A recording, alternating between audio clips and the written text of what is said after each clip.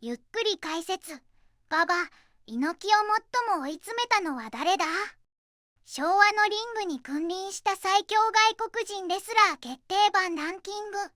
ねえマリサ、昭和のプロレスってものすごい熱気だったって聞くわね。特にジャイアント馬場さんとアントニオ猪木さんって、国民的なヒーローだったんでしょ？ああ、その通りだぜ。あの二人はまさに、昭和の日本が誇る絶対的な太陽だった。だがな、その太陽を飲み込もうとする、恐ろしく巨大な嵐が常に海の向こうからやってきたんだ。今回は、そんな馬場猪木を本気で追い詰めた、最強の外国人レスラーをランキング形式で振り返っていくぜ。面白そう。でも、最強の基準って何？人によって最強って思うレスラーは違いそうだけど。いい質問だな。もちろん対戦成績やインパクトも大事だが、今回はそれ以上に、俺たちファンの記憶にどれだけ深く、鮮烈に刻み込まれているかを重視した、みんなの思い出のレスラーが登場するか、楽しみにしててくれよな。第10位、ザ・デストロさあ、いよいよランキングの発表ね。馬場さんや猪木さんを追い詰めた最強の外国人レスラー。第10位は一体誰なのかしら？記念すべき第10位は、ただのヒールでは終わらなかった白覆面の魔王、ザ・デストロイヤーだぜ。彼は馬場にとって、まさに終生のライバルと呼べる存在だったんだ。白覆面の魔王、すごい異名ね。ライバルってことは、もちろん相当強かったんでしょう？ああ、強さもインパクトも桁違いだったぜ。その象徴が1963年の力道山との一戦だ。この試合の平均視聴率は、なんと64%を記録。日本中がテレビの前で、彼の必殺技足4の字固めに震え上がったんだ。視聴率64%。今じゃ考えられない数字じゃない。それだけ日本中が彼を憎んでいたってことかしら。最初はな、力道山の死後も、ジャイアント馬場の最大の壁として立ちはだかった。だが、デストロイヤーの面白いところはここからだ。1972年、馬場に負けたラスケットとして日本に残ると宣言し、敗れた後、本当に約束を守って全日本プロレスの所属選手になったんだぜ。敵だったのに仲間になったの。約束を守るなんて、悪役のイメージとは全然違うわね。そうだろ？さらに人気を決定づけたのが、バラエティ番組、噂のチャンネルへの出演だ。リング上の魔王が、和田アキ子さんからおいデストロイヤー、なんて存在に扱われ、戸惑う姿がお茶の間の人気を博したんだ。リングでは最強の魔王、でもテレビではいじられキャラ。そのギャップはたまらないわね。馬場を極限まで追い詰めた強さ、約束を守る誠実さ、そしてお茶目な人柄。だからこそザ・デストロイヤーは、単なる強敵を超えた特別なレスラーとして、この10位にランクインするにふさわしいんだぜ。第9位、タイガー・ジェット・シン。第9位は誰かしら？猪木さんを一番苦しめた人ってイメージだと、やっぱり相当クレイジーな人だったりして、その答えに最も近い男かもしれないな。第9位はインドの強固タイガー・ジェット・シンだ。猪木のレスラー人生で、最も必要な宿敵と言える存在だぜ。インドの強固、ニックネームからして、ただものじゃないわね。猪木さんとはどんな戦いを繰り広げたの？戦い、というより構想だな。彼の本当の恐ろしさはリングの中だけじゃなかったんだ。その象徴が1973年、買い物中だった猪木夫妻を、なんと新宿の伊勢丹前で襲撃した事件だ。これはプロレスの枠を超えて、真は本当の狂人なんじゃないかって、日本中を震撼させたんだぜ。試合じゃなくて、白昼堂々の街中で、しかも奥さんも一緒だったのに。ひどすぎるわ。警察沙汰になったんじゃないの？まさにその通りだぜ。警察も動いて、新日本プロレスは四谷警察署から厳しいお達しを受けた。これは本当の喧嘩か？なら猪木は真を傷害罪で訴えろ。もしやらせなら、道路交通法違反で処分するってな。うわぁ。進むも地獄、退くも地獄じゃない。どうやって乗り切ったの？新日本側はやらせではないが、契約選手なので訴えることもできない。お騒がせして申し訳ないと始末書を提出して、厳重注意で収めたんだ。だが、この事件には面白い後日談があってな。襲撃事件でボンネットをへこまされたタクシー会社に弁償を申し出たら、とんでもない、これは面白いから、猪木さんにサインでもしてもらって、このまま残しますよ。って返されたらしいぜ。なんて粋なタクシー会社なの。でも、それだけ日本中がこの事件に熱狂したって証拠なのね。ああ、そしてこの事件をきっかけに、猪木と真の戦いは因縁の対決として、社会現象になるほどの注目を集めるようになった。そして翌1974年の大阪、世に言うで折事件で遺恨はピークに達する。猪木は真の反則攻撃で大流血させられたが、怒りの反撃で真の右腕をアームブリーカーで破壊し、ドクターストップ勝ちを収めたんだ。想像を絶するわ。会場の雰囲気もすごかったんでしょうね。伝説になっているぜ。試合の数時間前から会場は8900人の超満員で、入れなかったファンが押し寄せて大騒ぎになった。当時のファンはこれから殺し合いでも始まるんじゃないかっていう、異様な熱気と興奮に包まれていたと語っている。まさに伝説の一戦ね。でも、伊勢丹の事件はあまりにもリアルだけど、本当に偶然だったのかしら？そこがプロレスの面白いところだぜ。長年、様々な憶測が流れたが、ずっと後になって猪木自身が話題作りのために、俺が発案した演出だったと明かしたんだ。全部、猪木さんの仕掛けだったの。そうだ。だが、たとえ演出だったとしても、常識を超えたスケールで日本中を巻き込み、本物の憎悪と興奮を生み出した。猪木の野心と、それに応えた真の狂気があったからこそ生まれた、奇跡のような構想だったんだぜ。だからこそタイガージェット神は、猪木の最強の宿敵として、この第9位にランクインするにふさわしいんだ。第8位、ハーリーレイス。猪木さんの次は、やっぱり馬場さんを追い詰めたレスラーの登場かしら？その通りだぜ。第8位は、ジャイアント馬場の前に幾度となく立ちはだかった、NWA の象徴。その風格からミスタープロレス、そして日本では美獣と呼ばれた男。ハーリーレイスだ。美獣？なんだか強そうだけど、美しいってこと？レスラーのニックネームとしては珍しいわね。若い頃、ハンサムハーリーレイスと名乗っていたことからついた異名だが、その実力は本物中の本物だぜ。何せ、当時のプロレス界で最も権威があった、NWA 世界ヘビー級のベルトを、通算で8回も腰に巻いたんだ。まさに生ける伝説だな。8回も世界チャンピオンに、それはすごいわ。やっぱり馬場さんとも、そのベルトをかけて戦ったの？もちろんだ。レイスは全日本プロレスの看板外国人として、NWA 王者として何度も馬場の挑戦を退けてきた。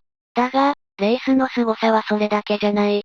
1982年には、逆に馬場が持っていた PWF ヘビー級王座に挑戦し、必殺のダイビングヘッドバット一戦、見事にベルトを奪取してみせたんだぜ。王者の時だけじゃなくて、挑戦者としても馬場さんからベルトを奪ったの。本当に強いのね。ああ。だが、ただ強いだけじゃないのがレイスの真骨頂だ。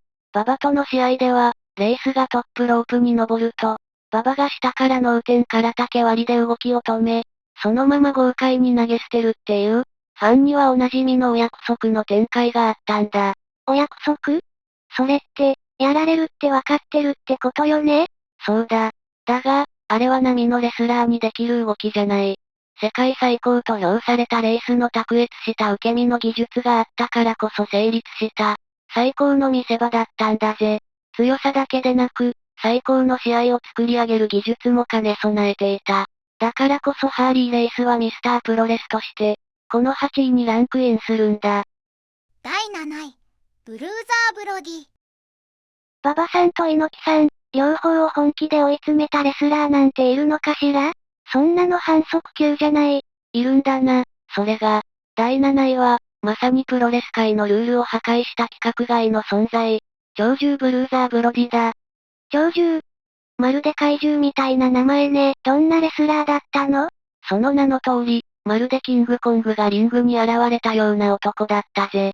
毛皮のブーツを履いて、極太のチェーンを振り回しながら入場してくる姿は、対戦相手だけじゃなく、観客全員を恐怖のどん底に突き落としたんだ。うわぁ。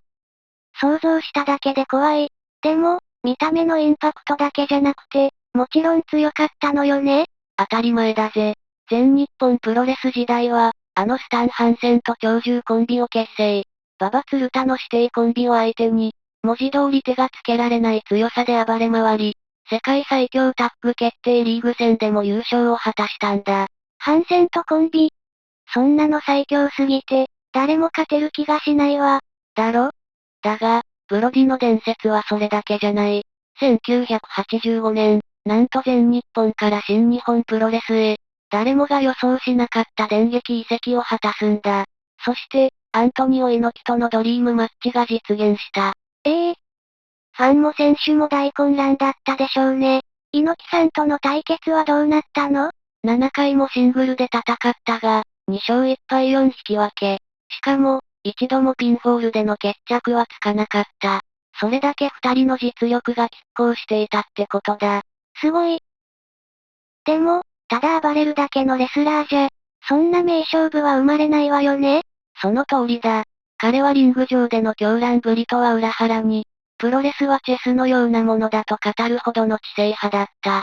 だからこそインテリジェントモンスターとも呼ばれたんだ。馬場と猪木、二人の天才をパワーだけでなく、その頭脳でも追い詰めた。まさに規格外の鳥獣、それがブルーザー・ブロディなんだぜ。第6位、フリッツ・フォン・エリック。鳥獣の次はどんなレスラーが登場するのかしら？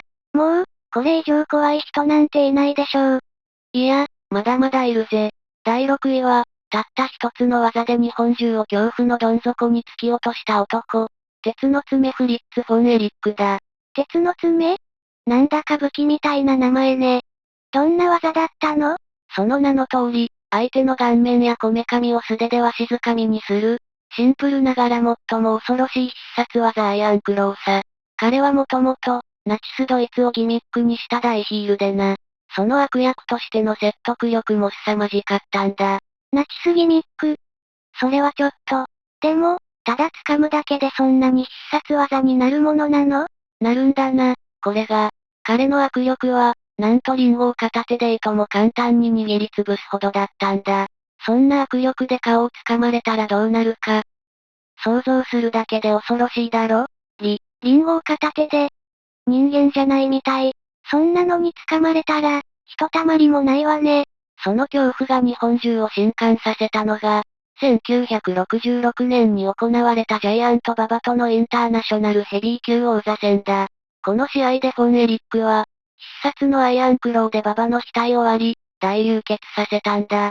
テレビで見ていた日本中のファンが凍りついた。伝説の一戦として語り継がれているぜ。あのジャイアント馬場さんが血まみれに、そんな衝撃的なシーンを見せられたら、トラウマになっちゃうわ。ああ、たった一つの必殺技で、力道山、そして馬場という日本の英雄を血の海に沈めた。その絶対的な恐怖の象徴として、この鉄の爪は第6位にランクインするにふさわしいんだぜ。第5位、アブドーラザ・ブッチャー。いよいよトップ5ね。ここまででも相当怖いレスラーばかりだったけど、次はどんな人が出てくるのかしら。第5位は、プロレスを知らない人でもその名前を聞いたことがあるかもしれない。まさに悪役の代名詞。黒い呪術師アブドーラザ・ブッチャーだぜ。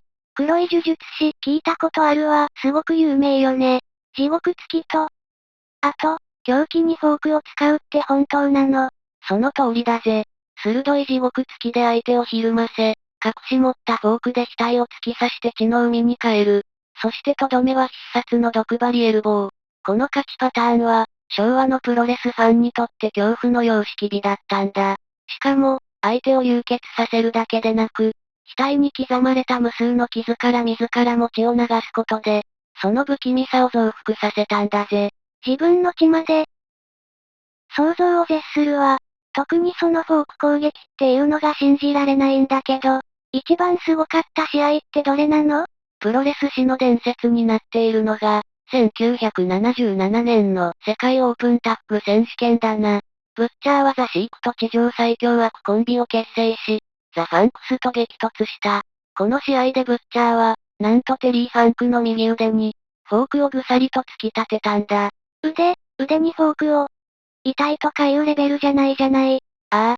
テレビで見ていた日本中のお茶の間が凍りついた。あまりにも有名なシーンだ。だが、ブッチャーのスケールはそれだけじゃない。1979年のプロレス夢のオールスター戦では、あのタイガー・ジェットシンと悪夢のタッグを結成して、馬場と猪木が復活させた BI4 と戦ったんだぜ。馬場さんと猪木さんの二人を同時に相手にするなんて、まさに日本プロレス界、最大の敵ってことね。そうだ。最強の技と、最も有名なキャラクターで、馬場猪木の両エース、そしてファンクスを極限まで苦しめた。それでいて、どこか憎めない愛嬌もあった。だからこそアブドーラ・ザ・ブッチャーは、日本で最も愛された悪役として、この第5位にランクインするんだぜ。第4位、ルーテーズ。第4位はどんなレスラーかしら？ここまで来ると、もう神様みたいな人が出てきそうね。まさにその通りだぜ。第4位は鉄人、そして20世紀最高のレスラーと呼ばれた、プロレスの神様そのもの、ルーテーズだ。20世紀最高。すごい。なんだか次元が違う感じがするわ。何がそんなにすごかったの？すべてが、だぜ。今では当たり前に使われているバックドロップも、もともとはテーズが必殺技として完成させたものだ。彼は単に強いだけじゃない、プロレスというジャンルの礎を築いた、まさに生きる伝説なんだ。バックドロップの元祖だったのね。日本での活躍はどうだったのかしら？日本プロレス史は、この男から始まったと言っても過言じゃない。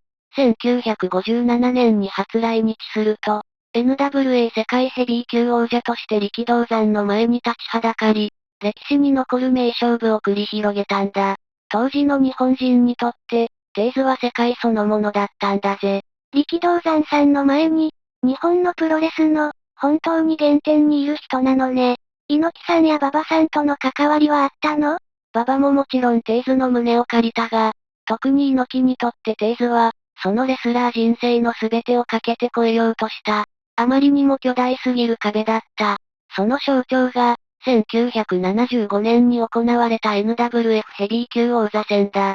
猪木さんが鉄人を迎え撃ったのね。ああ。だが、驚くのはそこじゃない。この時、挑戦者であるテーズはなんと59歳。対するチャンピオンの猪木は、油の乗り切った32歳だったんだ。59歳。それでも現役で、しかも猪木さんのチャンピオンベルトに挑戦したっていうの？そうだ。結果は猪木が勝ったが、試合開始直後に放ったテーズのバックドロップの威力は、全く衰えていなかったという、その存在自体が、プロレスの歴史そのもの。だからこそルーテーズは、馬場猪木が常に仰ぎ見た偉大な頂として、この第4位にランクインするんだ。第3位、アンドレ・ザ・ジャイアント。いよいよベスト3ね。もう、ここからは人間を超えた存在が出てきそうだわ。その表現が、まさにぴったりな男だぜ。第3位は、プロレスの常識、いや、人間の常識そのものを破壊した、大巨人アンドレ・ザ・ジャイアントだ。大巨人、そのニックネームは聞いたことがあるわ。本当にそんなに大きかったの？ああ、公式プロフィールで身長223センチメートル、体重236キログラム。当時の実況アナウンサーは彼のことを人間山脈と呼んだが、まさにその言葉通り、リングに立つだけで全てのレスラーが子供に見えてしまうほどの、規格外の巨人だったんだ。223センチメートル。想像もつかない大きさだわ。そんな相手に、猪木さんや馬場さんはどうやって立ち向かったの？アンドレは、特にアントニオ猪木にとって、そのレスラー人生における最大の壁だった。だが猪木は、決して諦めなかった。そして1986年の IWGP 公式戦、ついにプロレス史を揺るがす瞬間が訪れる。猪木が放った腕固めによって、あのアンドレが、そのレスラー人生で初めてギブアップ負けを喫したんだ。あのアンドレがギブアップしたの？誰も倒せなかったあの人間山脈が。その通りだ。猪木が不可能を可能にした、まさに歴史的大事件だ。だが、アンドレの伝説はそれだけじゃない。昭和のプロレス史に残る最高の名勝負の一つとして、1981年に行われたスタン・ハンセンとのシングルマッチが挙げられる。超満員の田園コロシアムで繰り広げられた、大巨人同士のぶつかり合いは、今でも伝説として語り継がれているんだ。アンドレとハンセンが戦ったの。もう、リングが壊れちゃいそうね。ファンはみんなそう思っただろうな。そしてキャリアの晩年には、なんとジャイアント馬場と大巨人コンビを結成。夢のタッグチームで、ファンを熱狂させたんだ。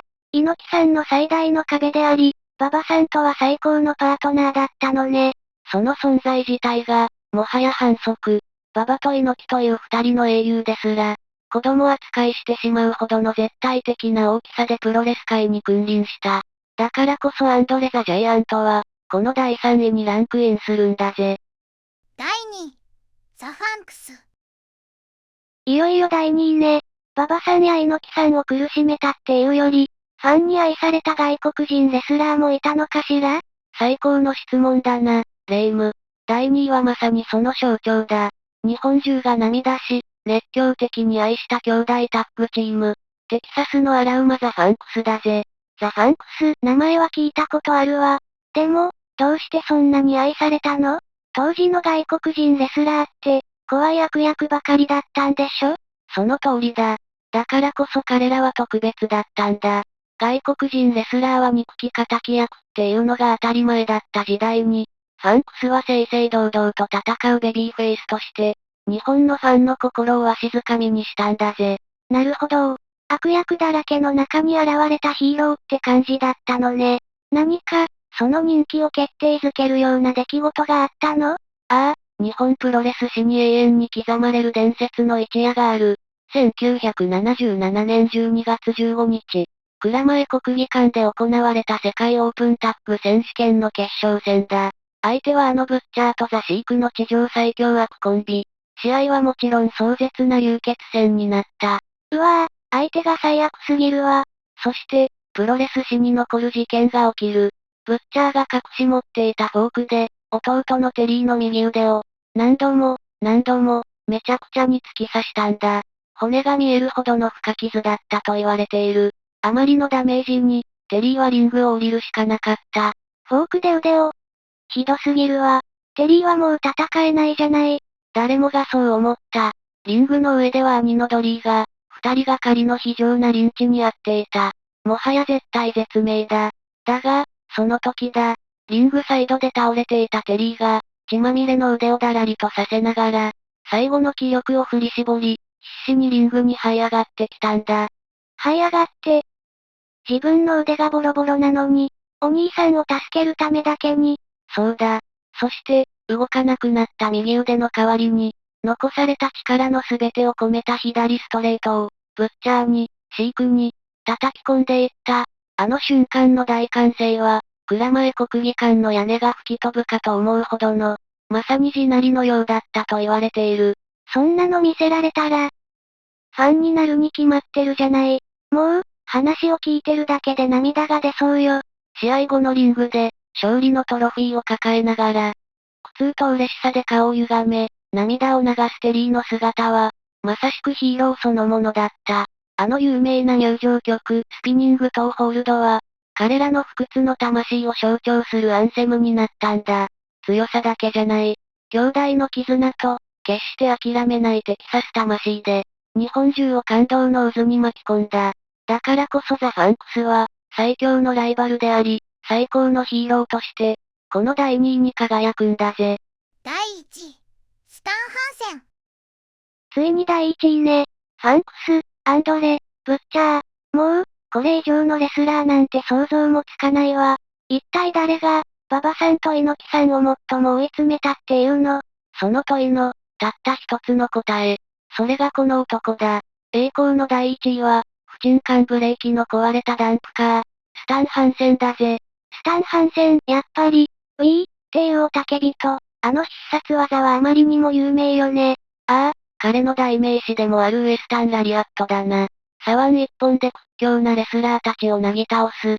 シンプルながらプロレス史上最も説得力のある必殺技だ。だが、彼の本当の凄さは、その強さで2つの時代を支配したことにあるんだ。2つの時代？どういうこと？ハンセンはまず、新日本プロレスでアントニオ猪木の最大のライバルとして君臨した。NWF のベルトをめぐって、二人はファンが熱狂する数々の名勝負を繰り広げ、ハンセンは猪木からベルトを奪取してトップ外国人の座を手に入れたんだ。やっぱり猪木さんとも激しく戦っていたのね。だが、伝説はここからだ。1981年の年末、日本プロレス界を根底から揺るがす大事件が起きる。なんとハンセンが、新日本のリングから、ライバル団体である全日本プロレスのリングへ、電撃移籍したんだ。そんなこと、ありえるの？ファンも大パニックだったでしょう。日本中がひっくり返るほどの衝撃だったぜ。そしてハンセンは、全日本のリングでジャイアント馬場の新たな、そして最大のライバルとなった。ここでも彼は PWF ヘビー級王座を馬場からピンフォールで奪い取り、全日本の頂点にも立ったんだ。待って、ってことは、新日本で猪木さんからベルトを奪って、全日本で馬場さんからもベルトを奪ったってこと？その通りだ。これまで紹介してきた数々の伝説のレスラーたちも、馬場、あるいは猪木のどちらかの壁として立ちはだかってきた。だが、二つの団体で、日本のプロレスを作った二人の巨頭、その両方から団体の象徴であるシングルベルトを奪い取った外国人は、このスタン・ハンセンただ一人なんだぜ。すごすぎる。